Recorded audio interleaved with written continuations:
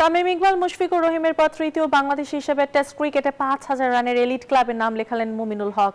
সেই সাথে পাকিস্তানের বিপক্ষে ঢাকা টেস্টের দ্বিতীয় ইনিংসে 50 তুলে নিয়ে টেস্টের টানা 5 ইনিংসে হাফ সেঞ্চুরি তুলে নেয়া একমাত্র বাংলাদেশি ব্যাটার এখন মুমিনুল হক। একসময় ক্রিকেটের বনেদি ফরম্যাট টেস্ট ক্রিকেট মানেই ছিল বাংলাদেশের জন্য ক্রিজে টিকে থেকে সম্মান বাঁচানোর লড়াই। আর সেই কঠিন সময়গুলিতে বারবার যে মানুষটি ব্যাট হাতে দেয়াল হয়ে দাঁড়িয়েছেন তিনি মুমিনুল হক সৌরভ।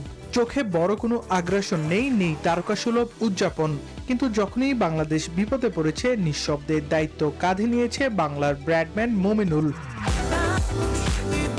পাকিস্তানের বিপক্ষে ঢাকা টেস্টেও যেন দেখা গেল সেই চিরচেনা দৃশ্য।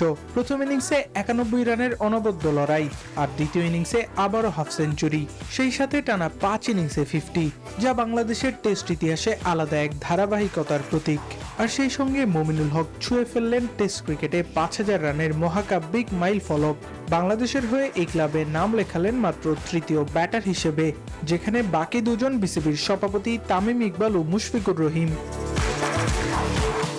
মুমিনুল হক একসময় অধিনায়কত্ব হারিয়ে দল থেকে বাদ পড়েছেন, সমালোচনায় বিদ্ধ হয়েছেন। অনেকে বলেছিলেন মুমিনুল হক শেষ, কিন্তু টেস্ট ক্রিকেটে সত্যিকারের ব্যাটাররা কখনো হারিয়ে যান না, তারা ফিরে আসেন, নিজের ব্যাটে জবাব দেন। আবরার আল দাইয়ান, নিউজ 24।